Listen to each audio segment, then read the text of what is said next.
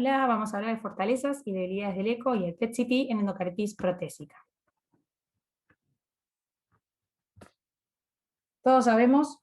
que la endocardititis infecciosa es una entidad de elevada morbimortalidad, de difícil diagnóstico, que requiere un rápido diagnóstico y tratamiento por la severidad que implica y que representa un gran desafío para toda la comunidad médica. Con respecto a la endocardititis protésica, sabemos que es la forma más severa de endocarditis, que se da en el 1 al 6% de los pacientes con prótesis valvulares, que tiene una incidencia del 0,3 al 1,2 pacientes por año, que representa o se da en el 10 al 30% de todos los casos con endocarditis, que se puede dividir en precoz, que es la que se da dentro del año de la cirugía, y tardía, que es aquella que se presenta luego del año de la cirugía. Como dijimos, entre el 10 y el 30% de los pacientes con endocarditis tienen endocarditis protésica, y esto es algo similar a lo publicado en el estudio AIRA 3 en el 2018, donde se mencionó que el 20% casi de los pacientes evaluados tenía endocarditis protésica. Con respecto al diagnóstico, por supuesto que se utilizan los criterios de Duke modificados, que a partir de criterios clínicos, microbiológicos e imaginológicos nos permite determinar la endocarditis como definitiva, posible o rechazada. Y estos criterios pueden ser mayores y menores, y son criterios diagnósticos mayores ciertos hallazgos en las pruebas de imágenes que resulten positivas, como en el ecocardiograma, por ejemplo, la presencia de vegetaciones, abscesos, pseudoneurisma, fístulas, perforación valvular o neurisma, y muy importante en esta charla, la presencia de nueva dehiscencia protésica parcial, son criterios mayores para el diagnóstico de endocarditis. De la misma manera que lo es la presencia de actividad anómala alrededor del lugar de implante de la válvula protésica detectada por PET-CT, solo si la prótesis lleva implantada más de 3 meses, o SPECT-CT con leucocitos marcados con isótopos. Ahora bien, es sabido que los criterios de Duke modificados tienen alta sensibilidad y especificidad para el diagnóstico de válvulas nativas izquierdas, está cercana al 80%, pero por otra parte, esta sensibilidad y especificidad es mucho menor cuando uno evalúa prótesis valvulares, dispositivos intracardíacos o válvulas nativas derechas, llegando a ser cercano al 50%. ¿Qué aporta el eco en la endocarditis? Es fundamental en el diagnóstico de endocarditis y en diagnóstico y manejo de las complicaciones, así como en el seguimiento y pronóstico. Las guías europeas del 2015 mencionan que ante la sospecha de endocarditis infecciosa hay que comenzar el estudio con un ecocardiograma transtorácico, porque es de fácil acceso, de fácil disponibilidad, económico, y porque aporta valiosa información, además de no ser invasivo. Ahora bien, si estamos hablando de la evaluación de la válvula protésica, siempre debemos continuar el estudio con un ecocardiograma transesofágico, por supuesto si no existieran complicaciones, y si este inicialmente resultara negativo, pero existe una alta sospecha clínica, debemos repetirlo los 5 a 7 días. Son varios los estudios que se han dedicado a comparar la sensibilidad y especificidad del eco transtorácico con el transesofágico, y si bien la especificidad es similar y elevada en ambos, sobre todo en la endocarditis valvulativa, no tanto la válvula protésica, la sensibilidad es mucho menor en la endocarditis de válvula protésica, sobre todo con el transtorácico. Con respecto al rol del eco en las complicaciones de la endocarditis, nos permite valorar el grado de disfunción protésica, de destrucción valvular, de compromiso perivalvular, características de vegetaciones si estas existieran, evaluar la presencia o no de signos de pobre tolerancia hemodinámica, la función ventricular y la existencia o no de derrame pericárdico. También el eco nos permite reevaluar a los pacientes con endocarditis, como por ejemplo aquellos de alto riesgo de presentar complicaciones, que son aquellos con extensa destrucción tisular, la presencia de grandes vegetaciones en el eco de ingreso, las infecciones estafilocóccicas o fúngicas. El eco nos permite, además, definir la conducta quirúrgica, y el momento y la estrategia quirúrgica es fundamental su rol en la decisión quirúrgica, y por eso es una indicación clase 1 a nivel de evidencia B, la realización del eco intraoperatorio. Además, el eco nos permite determinar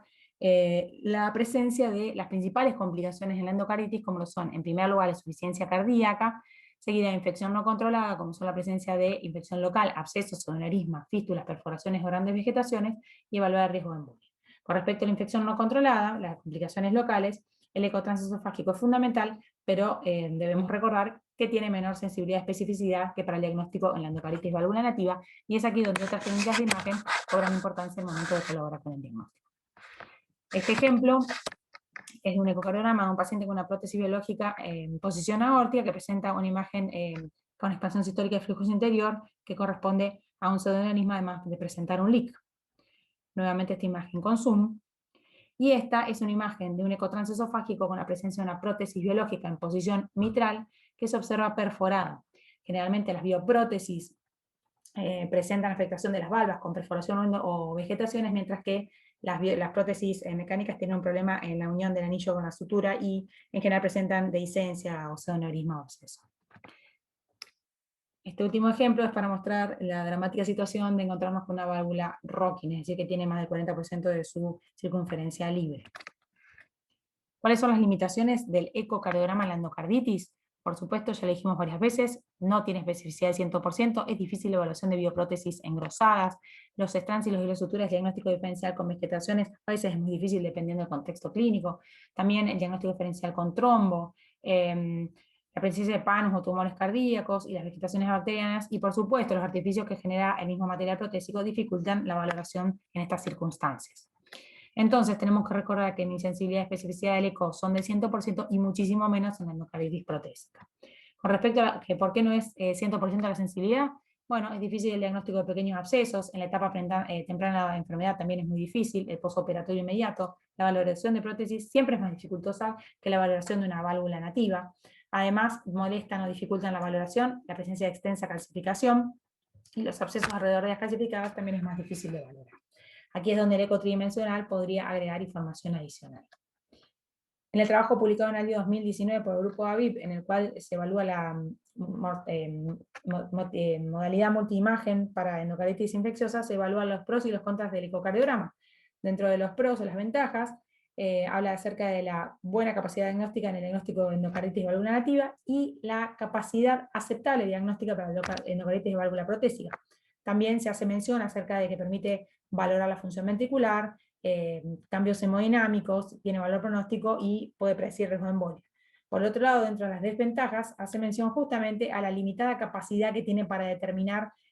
complicaciones perivalvulares en endocarditis protésica, además de no poder detectar complicaciones periféricas y las potenciales complicaciones inherentes a un procedimiento semi-invasivo.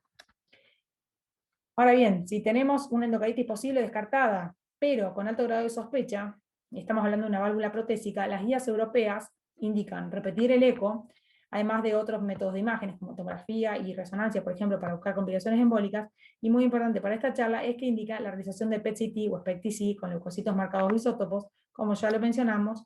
porque la presencia de actividad anómala alrededor del lugar del implante de la válvula protésica detectada por PET-CT, solo si la prótesis está implantada más de 3 meses, o con SPECT-CT con leucocitos marcados con isótopos, constituye un criterio mayor para el diagnóstico de endocarditis. ¿Y todo esto dónde sale? Bueno, el trabajo publicado por el grupo de la doctora Pisi en el año 2015, en el cual quería mejorar el diagnóstico de la endocarditis protésica o asociada a dispositivos, y lo que hicieron fue comparar el diagnóstico solo con criterios de Duke contra solo con PET-CT o sumar ambos criterios. Y lo que observaron fue que la suma de los criterios de Duke más el PET-CT mejoraba la sensibilidad y el valor predictivo negativo para el diagnóstico de endocarditis posible, permitiendo una reclasificación en más del 90% de los casos hacia rechazada o definitiva. Además, el agregado de angiotomografía mejoraba aún más esta sensibilidad y por supuesto que permitía detectar lesiones a distancia. Otro de los trabajos dedicados a evaluar este tipo de estudio en el diagnóstico de endocarditis izquierda nativas versus protésicas fue el presentado por el doctor Camargo, en el cual incluyeron 303 pacientes, 188 con endocarditis protésica y 115 con endocarditis válvula nativa, y concluyeron que el agregado de PET-CT a los criterios de Duke modificados en pacientes con endocarditis protésica posible mejora la sensibilidad de diagnóstico, pero esto no ocurre en la endocarditis de válvula nativa posible porque tiene baja sensibilidad y bajo valor predictivo negativo. Además determinaron que esta técnica permite detectar complicaciones a distancia. En el mismo trabajo que mencionaba de 2019 del grupo del doctor Aviv con la doctora Pisi, con respecto a pros y contras de PET-CT, se hace mención como ventajas la alta sensibilidad en el diagnóstico de endocarditis protésica, además de que permite detectar complicaciones periprotésicas, permite una mejor definición de la extensión de la infección local y además permite evaluar otro material protésico más allá de la prótesis valvular. A nivel extracardíaco, además, tiene la ventaja de permitir detectar lesiones a distancia, embolitis metastásica, puede también permitirnos llegar a un diagnóstico alternativo en el caso de la endocarditis rechazada, y además detectar fuente de infección lejana, como por ejemplo lesiones neoplásicas desconocidas. Dentro de las desventajas, habla de la baja sensibilidad en el diagnóstico de endocarditis válvula nativa, tiene la limitación a las pequeñas vegetaciones, además puede dar falso positivo en caso de gran inflamación, por eso no se recomienda realizarlo antes de los 3 meses de la cirugía. También puede dar falsos negativos en caso de pacientes con tratamiento antibiótico prolongado. El paciente además necesita la preparación y está expuesto a radiación y potencial riesgo de nefrotoxicidad. Como conclusiones, y para ir terminando, entonces, podemos decir que el eco es la herramienta fundamental para el abordaje inicial ante la sospecha de endocardititis infecciosa, que el eco transesofágico principalmente tiene un rol central en el diagnóstico y evaluación pronóstica de estos pacientes, que tiene menor sensibilidad que la endocarditis de válvula nativa para detectar complicaciones periprotésicas, que el eco transesofágico se debe hacer siempre en la endocarditis protésica por su mejor sensibilidad y especificidad para la detección de vegetaciones, abscesos y lesiones perivalvulares, y que por supuesto un eco negativo con alta sospecha clínica no descarta el diagnóstico de endocarditis. Por otro lado, con respecto al PET-CT, hay que decir que tiene una alta sensibilidad en el diagnóstico de endocarditis protésica, permitiendo reclasificar a gran número de endocarditis posibles, permite detectar complicaciones periprotésicas y a distancia, así como un diagnóstico alternativo ante endocarditis rechazada,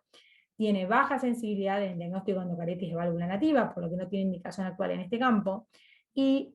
por último, hay que decir que los resultados siempre deben interpretarse acorde al cuadro clínico y a la probabilidad de endocarditis, de manera interdisciplinaria por el equipo de trabajo de endocarditis. Muchas gracias. Gracias por compartir con nosotros. Nos estamos viendo en la próxima charla.